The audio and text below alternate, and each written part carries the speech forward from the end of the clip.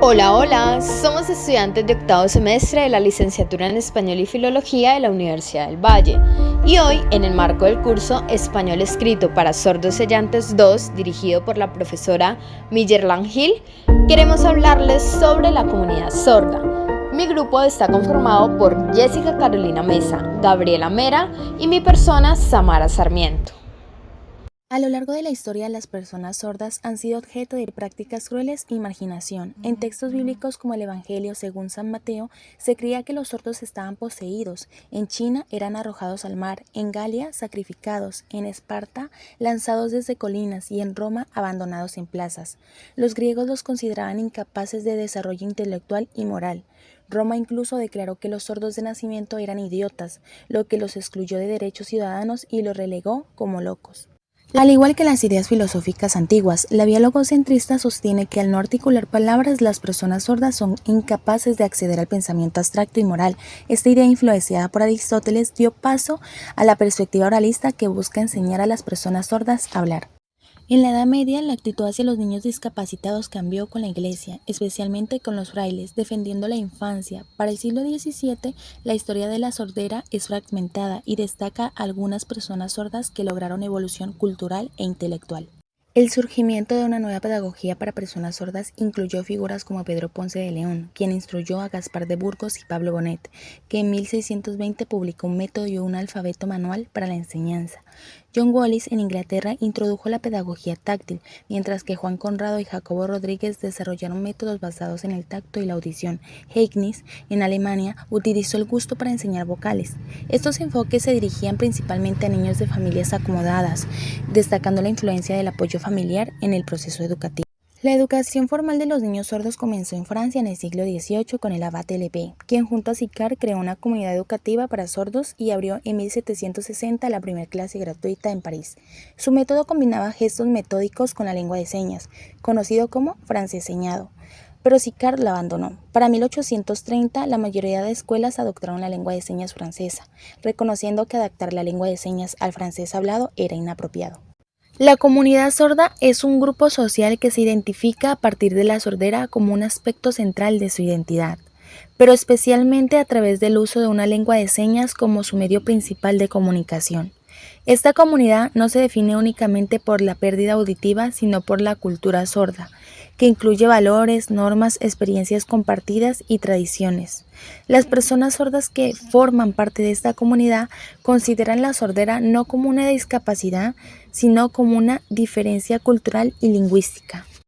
Por esta razón, la palabra sordos con S mayúscula se refiere a la comunidad sorda, que ve a la sordera como parte de su identidad cultural, mientras que sordo con S minúscula está ligado al diagnóstico médico. En Colombia, el 30 de septiembre es el Día Internacional de las Personas Sordas. Aunque no hay datos exactos sobre el tamaño de esta comunidad, según la encuesta de calidad de vida que se realizó en el 2021, en Colombia hay 459.784 personas sordas en el país. El principal medio de comunicación de la comunidad sorda es la lengua de señas, una lengua visogestual, que se distingue por el uso de las manos, la posición del cuerpo y las expresiones faciales. Cabe destacar que la lengua de señas no es universal, ya que cada país tiene la suya. En Colombia se utiliza la lengua de señas colombiana, la cual fue legalmente reconocida mediante la Ley 324 de 1996, es decir, tiene 28 años de reconocimiento, garantizando su uso y promoción en el país.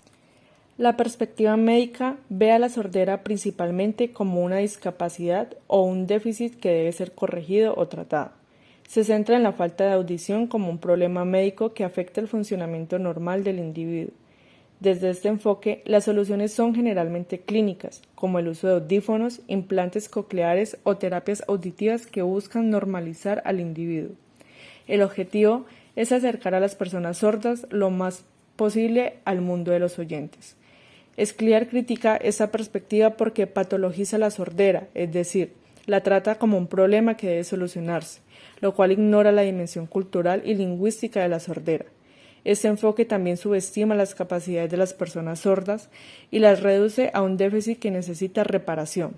Además, Pone poco énfasis en la lengua de señas y en cambio da prioridad a la rehabilitación auditiva y oralización, enseñar a los sordos a hablar. De esta manera tenemos los tipos de pérdida auditiva. Puede ocurrir cuando alguna de las partes del sistema auditivo no funciona de manera normal, ya sea en el oído interno, externo, medio, nervio acústico o sistema auditivo. También existen 4 tipos de pérdida auditiva: pérdida auditiva conductiva, pérdida auditiva mixta, pérdida auditiva neurosensorial y trastorno del espectro neuropatía auditiva. El grado de la pérdida auditiva puede ser leve o profunda. La perspectiva socioantropológica que Scliar promueve y defiende considera la sordera no como un problema médico, sino como una diferencia cultural y lingüística. Desde este enfoque, las personas sordas forman una comunidad con su propia identidad, cultura y, lo más importante, su propia lengua natural, la lengua de señas. Scliar sostiene que la sordera debe entenderse como una forma diferente de ser y estar en el mundo, una diversidad humana más y no como una deficiencia. Para Scliar, este enfoque permite una verdadera inclusión, ya que no busca transformar a las personas sordas en oyentes, sino que respeta y celebra su forma de vivir y comunicarse. Promueve una visión donde la sordera es una diferencia lingüística y cultural, no una discapacidad que se debe corregir. El artículo 67 de la Constitución Política de Colombia establece que la educación es un derecho y un servicio público con función social, de la cual es responsable el Estado, la sociedad y la familia. Ante esto, cabe preguntarnos, ¿qué hace el Estado, la sociedad y la familia para velar por el cumplimiento del derecho a la educación de la comunidad sorda? Generalmente se habla de educación especial o inclusiva, pero como menciona Carlos Scliar, investigador, docente, fonoaudiólogo y escritor argentino, cuando verdaderamente nos importa el otro, no nos detenemos a pensar sobre su inclusión, sino que nos acercamos desde nuestro lenguaje afectivo. En Colombia, estas dos perspectivas no han sido con los sordos, sino para los sordos, lo que ha llevado a que la educación de esta comunidad sea arbitraria. La educación especial sigue una perspectiva médica que busca reparar a las personas, como la oralización de sordos, un proceso costoso y prolongado que debe realizarse en espacios especiales. Por otro lado, la educación inclusiva parte de una visión social que reconoce la diferencia sin segregar, pero enfrenta la falta de entornos adecuados para una sociedad diversa. En lugar de rehabilitar, ahora busca construir entornos amigables para todos, desde la infraestructura hasta los modelos educativos. Para muchos, la educación especial y la inclusiva son antagónicas, lo que refleja una falta de comprensión de sus orígenes. Según Rodolfo Cruz Vadillo, profesor e investigador de la Universidad Autónoma del Estado de Puebla en México, la educación especial, abro comillas, parte de una visión individual y biomédica del sujeto, mientras que la educación inclusiva como acontecimiento emerge desde un lugar de enunciación diferente, no parte de estudios científicos ni su mirada tiene que ver con un proceso de individuación. Aquí no hay nada que sanar, apunta más bien a los espacios en lugar que al cuerpo, cierro comillas. Por lo tanto, la educación especial no se transformó en la educación inclusiva, sino que ambas han ido avanzando desde un objeto distinto, el cuerpo y el entorno.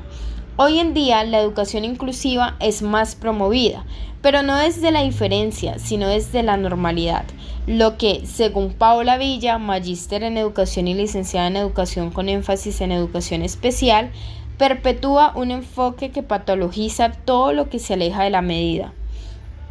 Por ello, deberíamos avanzar hacia una perspectiva crítica, en la cual la persona con discapacidad debe ser valorada desde su diferencia específica para ser incluida en el sistema educativo y en la sociedad en general, pero esta inclusión debe hacerse junto con la comunidad sorda. Bajo el marco legal se establece la Ley 324 de 1996, que radica los derechos a favor de la población sorda. Se reconoce la lengua de señas colombiana como una lengua oficial. Es considerada como un código cuyo medio es visual y que tiene su vocabulario, expresiones idiomáticas, gramática y sintaxis diferentes del español.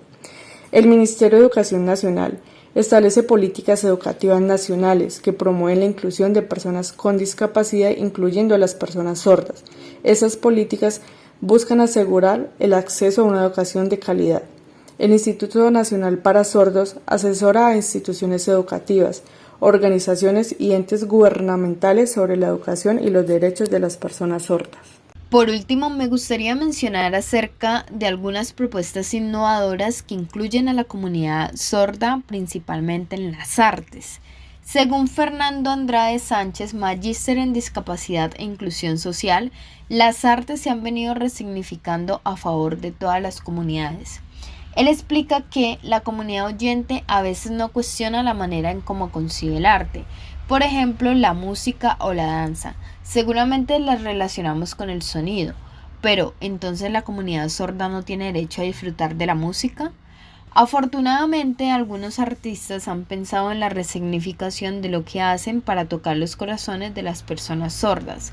Por ejemplo, María Siebwald, actriz y directora del grupo de performance Never Iselen, desde el 2009 investiga la lengua de señas y la incorpora al lenguaje escénico, creando proyectos diseñados para la comunidad sorda con el objetivo de acercarlos a la cultura musical.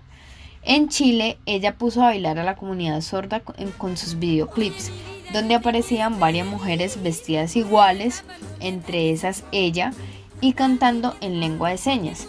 La artista afirma que la comunidad sorda puede sentir vibraciones, pero nadie se encarga de subtitular o traducir la música a lengua de señas. Siebwald se propuso entonces ir un paso más allá y realizar sus propios videoclips en lengua de señas, a ver si entendían el ritmo, la estética y la calidad de la canción y del artista, y la comunidad sorda sí lo hizo. Nosotros los oyentes, como la comunidad más numerosa, tenemos la responsabilidad de incluir a la comunidad sorda, entendiendo su cultura, y para esto hay que construir los proyectos junto con ellos. ¿Sabías que la comunidad sorda es muy buena en todo lo relacionado con la expresión corporal? Por ejemplo, para el teatro. Tienen mucho que enseñarnos en ese y otros aspectos. Eso es todo por hoy, nos vemos en una próxima. Spider-Man's control, I'm Batman with his fists, and clearly I don't see myself upon that list.